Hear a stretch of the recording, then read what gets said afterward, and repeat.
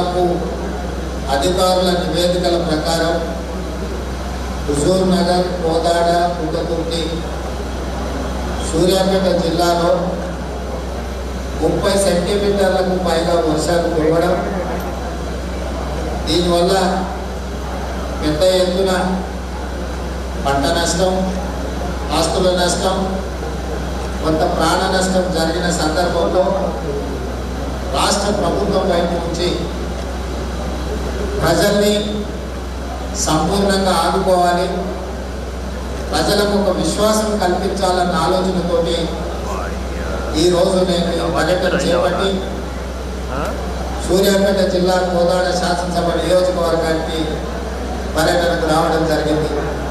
ఇందులో పెద్దలు మంత్రివర్యులు ఉత్తమ్ కుమార్ రెడ్డి గారు, మంత్రివర్యులు కోమటిరెడ్డి వెంకటరెడ్డి గారు, పార్లమెంట్ సభ్యులు నల్గొండ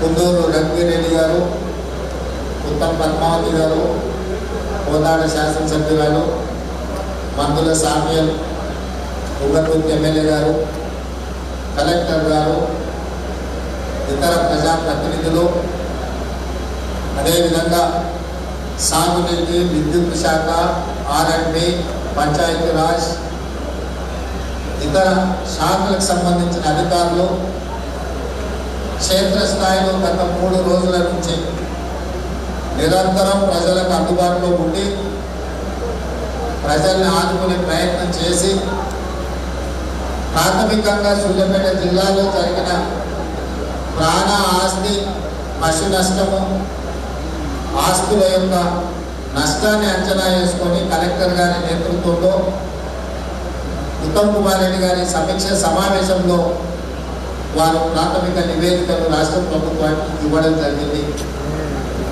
ఈ ప్రాథమిక అంచనాల ప్రకారం సూర్యాపేట జిల్లాలో 2 మనుషులు చనిపోవడము, దాదాపుగా 21 చెరువులు తెగడము, 15 గ్రామాలలో 480 మందిని ఇతర ప్రాంతాలకు తరలించడము, 20,000 ఎకరాలలో పంట నష్టం జరగడము, అదేవిధంగా పశువులు 7 చనిపోవడము, ఇతర మేకలు ఇలాంటివి కూడా చనిపోవడము, 7 పక్కా ఇళ్ళు కూలిపోవడము, 33 కచ్చా ఇళ్ళు కూలిపోవడము, అదేవిధంగా హైదరాబాద్ విజయవాడ హైవే దారి కూడా పూర్తిగా దెబ్బతినడము, ఇతర చాలా విషయాలు ఈరోజు ఈ ప్రాథమిక నివేదికలో మన ముందు పెట్టడం జరిగింది.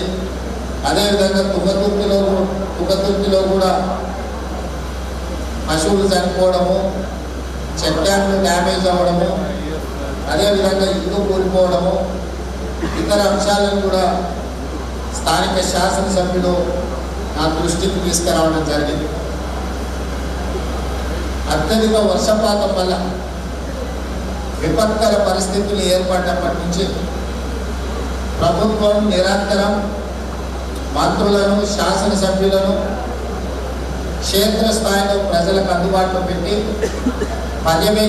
పర్యటిస్తూ ఒకవైపున ప్రజలకు సహాయాన్ని అధికారులందరూ కూడా సమన్వయం చేసుకొని వారు క్షేత్రస్థాయిలో ఉంటే ముఖ్యమంత్రిగా చీఫ్ సెక్రటరీని, డీజీపీని, డిజాస్టర్ మేనేజ్మెంట్ సంబంధించిన అధికారులను, ఇతర శాఖలను సమన్వయం చేస్తూ గత 2 రోజులుగా రాష్ట్ర స్థాయి సమీక్షలు చేస్తూ అన్ని రకాలుగా ప్రజల్ని ఆదుకునే ప్రయత్నం చేస్తాము.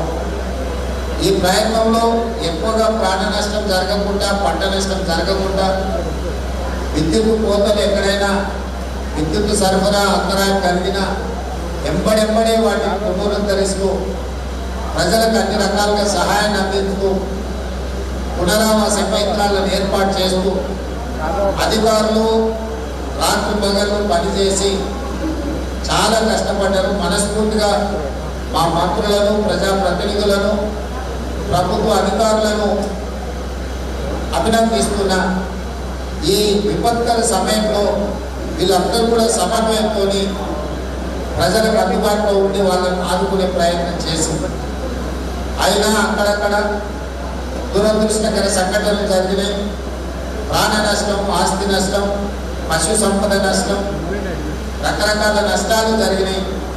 దీనికి సంబంధించి ఉదయమే రాష్ట్ర స్థాయి అన్ని శాఖలకు సంబంధించిన principal secretaries, DGP, chief secretary, ఇతర అధికారులను, డిజాస్టర్ మేనేజ్మెంట్కి సంబంధించిన అధికారులను వీళ్ళందరితో కూడా ఉదయమే సమీక్ష సమావేశాన్ని ఏర్పాటు చేయడం జరిగింది. నిన్న సాయంత్రం ఇక్కడ ఉన్న ఖమ్మం జిల్లాలో, నల్గొండ జిల్లాలో, ముఖ్యంగా సూర్యాపేట జిల్లాలో ఉన్న పరిస్థితులను దృష్టిలో పెట్టుకొని ప్రధానమంత్రి నరేంద్ర మోడీ గారితో, హోంశాఖ మంత్రి అమిత్ షా గారితో కూడా చర్చ చేసి మనకున్న పరిస్థితులను వివరించి, అదేవిధంగా రాహుల్ గాంధీ గారికి కూడా ప్రధాన ప్రతిపక్ష నాయకుడికి మన రాష్ట్రంలో ఉన్న పరిస్థితులను వివరించి ఎప్పటికప్పుడు మన రాష్ట్రానికి సహాయంగా ఉండాల్సిందిగా వాళ్ళని అడగడం జరిగింది. వాళ్ళు ముగ్గురు కూడా అన్ని రకాలుగా రాష్ట్రానికి సహాయంగా ఉంటాము అని చెప్పి ప్రధానమంత్రి గారు, హోంశాఖ మంత్రి గారు, అదేవిధంగా ప్రధాన ప్రతిపక్ష నాయకుడు రాహుల్ గాంధీ గారు స్పష్టంగా మాట ఇవ్వడం జరిగింది. ఈ నేపథ్యంలో ఈరోజు ఉదయం అధికారులతో సమీక్ష చేసి కొన్ని పరిపాలనాపరమైన నిర్ణయాలు తీసుకోవడం జరిగింది. మీ ద్వారా తెలంగాణ ప్రజలకు నేను ఈ అంశాలను వివరించదలుచుకున్నా.